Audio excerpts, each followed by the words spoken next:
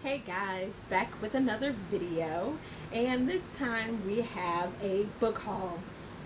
I know it's been a couple months since I've done a Goodwill book haul or just a book haul in general, whether it's like I said, Goodwill or half price books or Barnes and Nobles. It's just been a while since I did a book haul.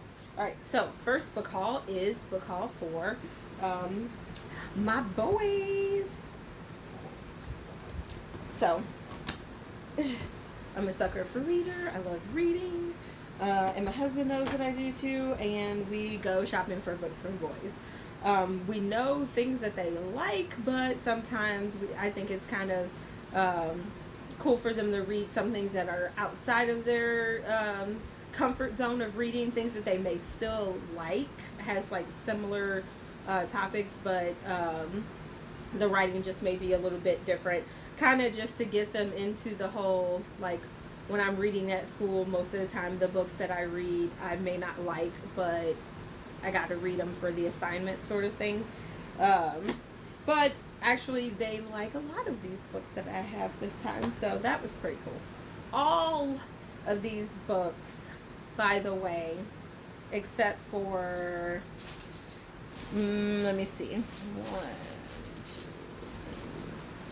four, maybe 4 or 5 of my books I paid for, and it cost $6.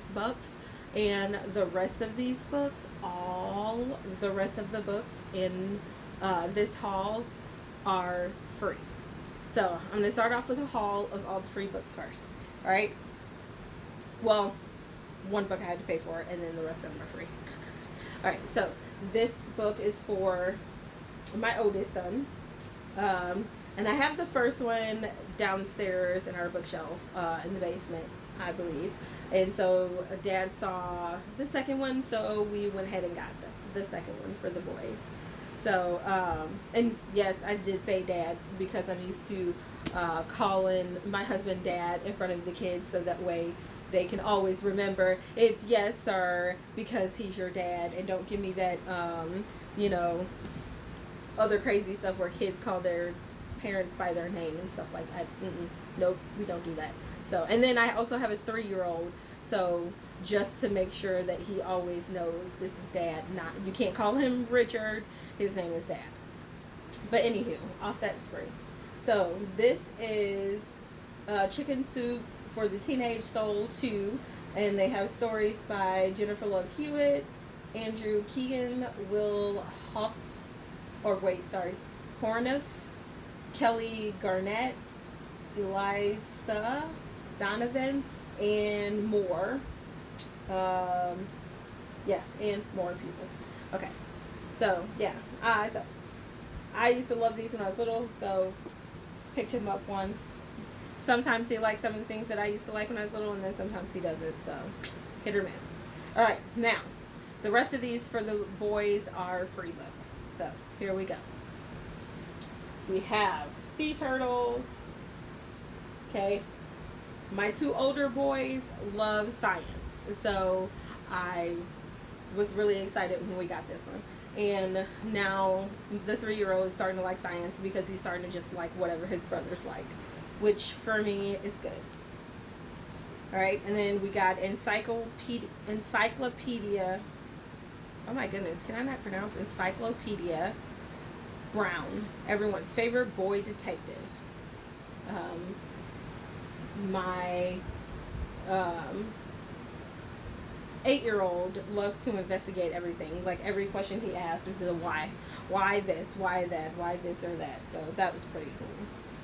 Emily's Runaway Imagination by Beverly Clearly.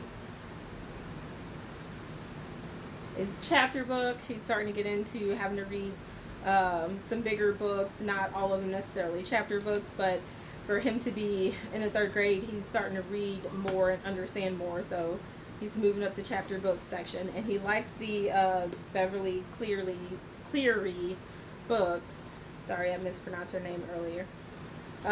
So I think this is right up his alley. He likes these books, and he has a very, very over overactive imagination.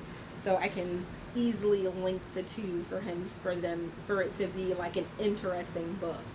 And then once he reads it, he'll determine whether or not he likes it. This one is by Barbara Park. Skinny Bones is the name of this one.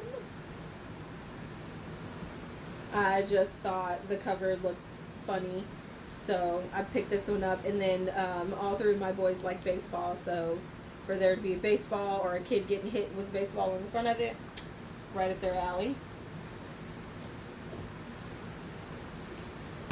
And we have Tales from the Odyssey. I thought this would be good for my 11-year-old because the Odyssey is referenced a lot in some teenager, not a lot of teenager, but maybe some teenager books, but in a lot of adult books and a lot of adult movies. And he's always like, "Mom, what is that? Mom, what is that?" So I like to pick up kid versions of stuff so I can just shove it in his face and be like, "Read it." Then you see.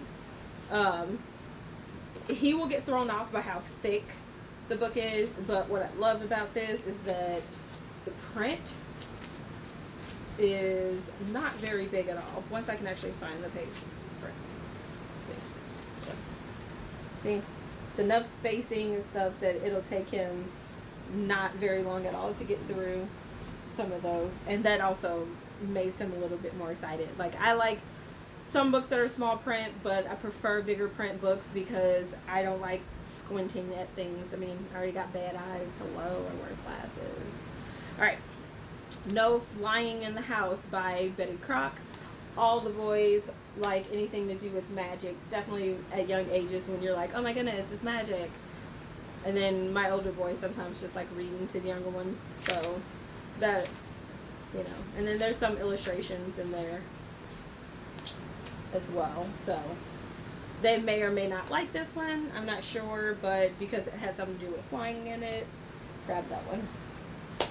Martin's Mice by Dick King Smith, and illustrated by Jez Alburo, I believe is how you pronounce it. It's cats and it's mice. It looks somewhat intriguing. I'm not even really sure if I like this one, but I mean, if they like it, they don't. If they get to the first, I don't know, 2 or 3 pages, maybe the first chapter, and they still don't like it, we'll just gift it. Alright, and then all of these books I know the boys like reading because it kind of reminds them of graphic novels, but not quite, because there's not many pictures in these. But there is some pictures, and there's like the writing isn't really like tiny. It's very spaced out for their age. But these books all kids seem to like anyway. So this is BMX Bully by Jake Maddox, and the next round of books, like the next 3 books after this, will also be by Jake Maddox. So we got that one, and then we have Face Off, and it's a hockey one by Jake Maddox.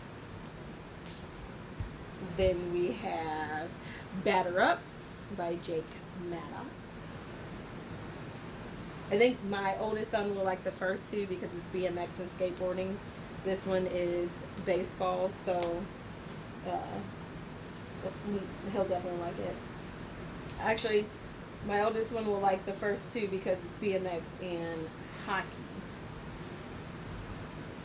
And then the last one he will definitely like because it's skateboarding. So, Skate Park Challenge by Jake Maddox.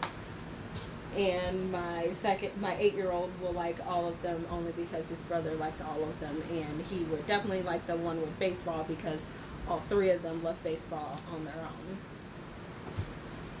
I think that's like something that was passed down because Dad played baseball, so they like baseball. Alright, so for now we're going to move on over to the haul that is mine. Some of these are middle grade books, some of these are YA books, so for me and for my oldest son, and then some just for me. And then the books that I will get to after this part, are books that were bought at the Goodwill. Alright, so first one. I have this whole series, so honestly, I don't know, other than like the cover looking interesting, why I even picked up an extra copy of this. But this is The Voyager of the Dawn Treader. It's part of the Chronicles of Narnia series. There we go. But it's an old cover, an old mass production. It's book 5 in the series. Yeah, I have no idea why I picked it up, because I already have the book. Next up, we have the Vampire Diaries, The Fury and Dark Reunion. I like the TV series. Actually, I love the TV series.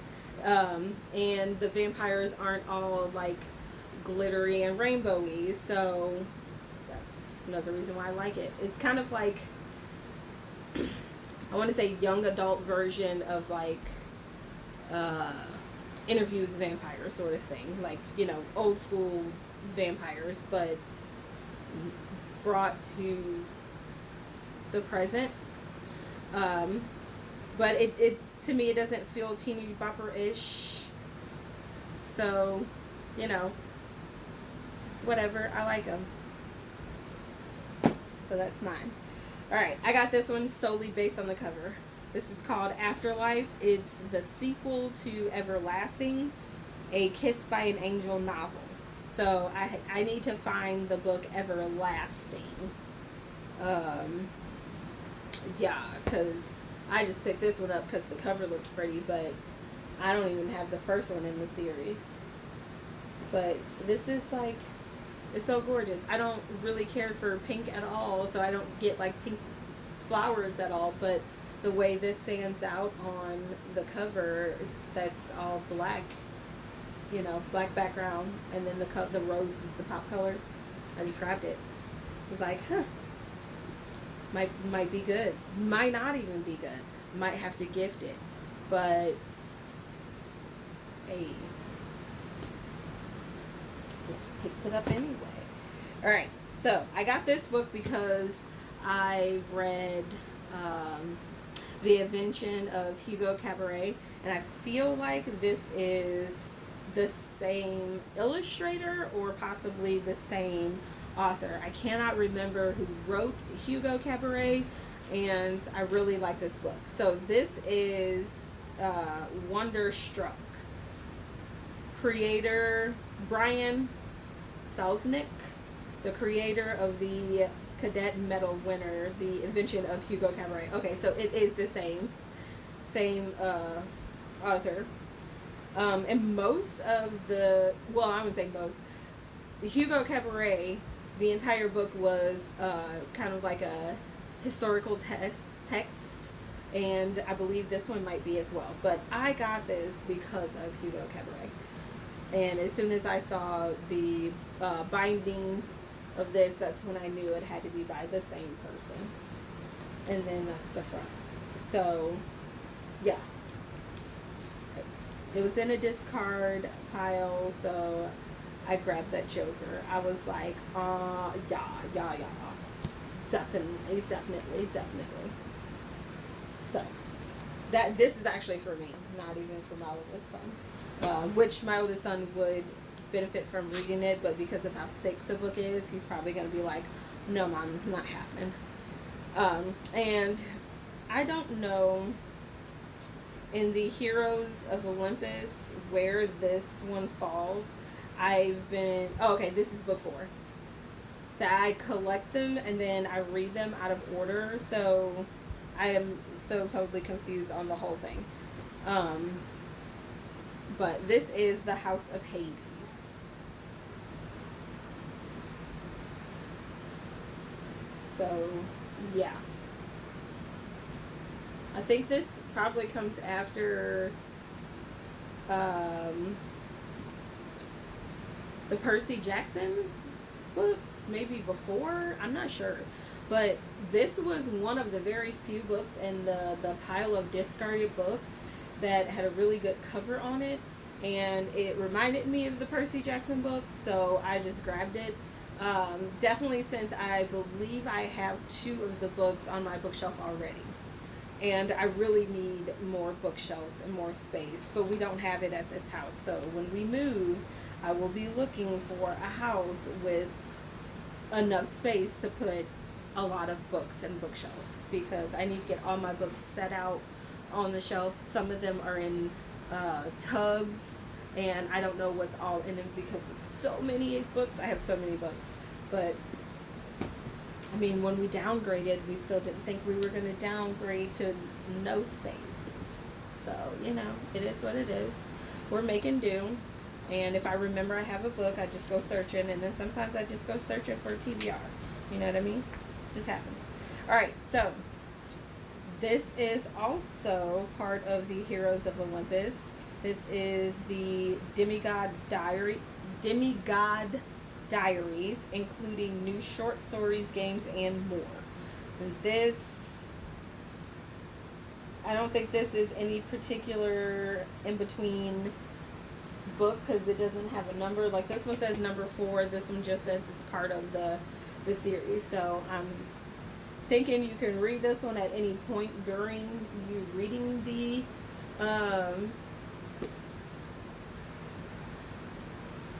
either, okay, what am I trying to say? I don't know what I'm trying to say. I think you can read this book at any point in time while reading the Heroes of Olympus books. That's what I'm saying. But it does seem like this one is more about the camp. It says you must prepare yourself for a difficult future, fighting monsters, adventuring across the globe, and dealing with temperamental Greek and Roman gods. In this top secret collection of 4 never before told stories, character portraits, interviews, maps, diagrams, and puzzles from Camp Half-Blood senior scribe Rick not gonna mess up that name. You'll join your favorite demigods from the Percy Jackson and the Hero of Olympus series as they face dangerous foes and perilous tasks. So the Heroes of Olympus goes with the Percy Jackson series, but one of those series is before the other. And you could probably read this book after both series or in between, because it's about the camp itself. So that's interesting. It's not very long. Seems to have, I'm going to say 181 pages, but that's a lie. It's a short book. So let's see what the page numbers are here. 241 pages. So it's shorter in height. It's not very thick. The words are not big printed, but they're not small. It literally has like games and stuff in it, so that's cool. So stories and games. Oh, here's a couple of pictures in the center of the book of characters.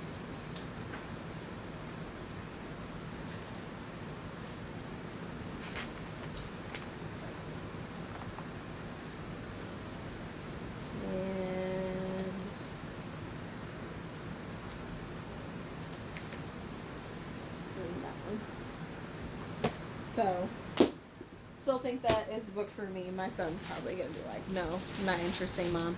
Alright, and then for the last round of books, sorry that this video is so super long, but I need to take some of these books back to, or not back to, but down to the basement and put it on the shelves. Alright. Let's see. Okay. First up, we have Hannibal Rising by Thomas Harris. I've read Silence of the Lamb. I have read Dragon. But I do not have this one in the basement. Yeah, I have Silence of the Lambs and have Red Dragon. I don't have this one on my bookshelf downstairs, so I'll put this one with my other books, because this one, Hannibal Rising, I believe, is the, yeah, because it says the origin of Dr. Lecter's evil is revealed, so it's how he began his wicked craziness. Literally wicked. He eats people. And like I said, these are the books that were purchased that altogether cost $6 because they were on discount. All right. Then we have Firestar. I have some of the other novels in this series downstairs. I actually purchased these for for my classroom, the kids that read older books, and then I was told this year I'll be with the primary kids, pre-K through second grade. So now this is literally a purchase for myself to complete the series so that I can read it myself. And then one year when I decide I want to go back to teaching the bigger kids, this year I'm only doing it because I don't feel like switching schools. But I may, because I really do love my older kids. I prefer working with the older kids instead of the tiny babies. I love the tiny babies. I don't. Yeah. So, until I decide I want to move and be with the older kids, I will definitely keep a hold of all of my older kid books. And plus, I have older children in my house that will read these. So, after I'm done reading it, and if I Google and Gaga over them, and my boys want to know, Mom, what is this about? Why are you reading this? Why are you laughing? And then if they want to see it for themselves, they usually read them. So that would be for them. All right, and then because I see this series go around BookTube so much, as soon as I saw these at the Goodwill, I grabbed them. So now I have officially started my purchase of the City of Bone series, or Mortal Instruments series, sorry. The Mortal Instruments series. So I got the book 1, City of Bones, which I almost didn't find because somebody else almost walked off with it. And then I just stayed really close behind them because I heard them kind of contemplating on whether or not they wanted to buy the book. And as soon as they decided against buying the book and they sat it down, I was like, whammy, mine. So, got that one first. And then book 2, City of Ashes. So I'm glad I got the first 2 in the series, so that way I can at least start off right. These have some wear and tear on both of these books, but it's not like horrible wear and tear. They are very good wear and tear. So apparently there are a lot of books in this series. So there is 1, 2, 3, 4 more books, it looks like, in this series.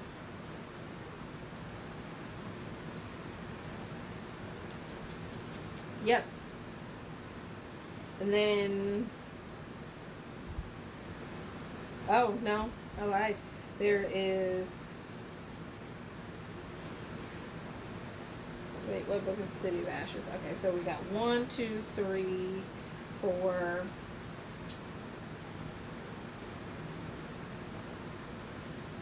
I don't know.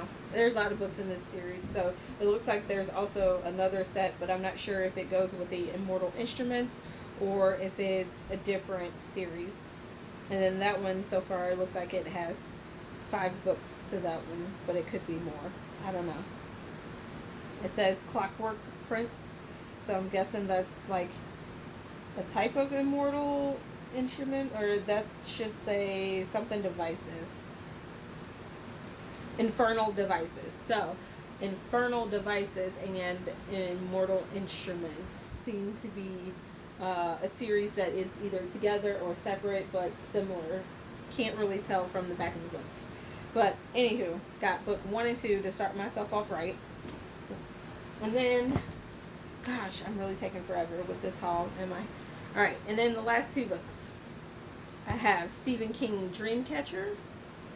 It's an older mass production copy, so the print is tinier, which makes the book thicker. But if it was like a newer print, if they had it like bigger, it wouldn't be as big. But anyway, Dreamcatcher. And then one of a couple original, well, I don't think this is the original cover, but this is one of the very early covers of this book. I have the newer cover downstairs. This is one of the earlier covers. This is Stephen King's It. So I'm going through and I'm collecting the books. I'm collecting the books. And, oh, this has a Post-it note on it. What did it say? I can't find it now. Alright. Yeah, but anywho, this is one of the older books. I'm probably gonna read the newer one because it's bigger and the print isn't as small, but I do like the old, like having the original books. And the paper is like almost as thin as like Bible pieces. I don't like that. Oh, there's nothing on that sticky note, and it looks like it's been on there for a while. But none of the words came off, so that's cool. Yeah. But, yeah, so in this print, there is 1,000 and...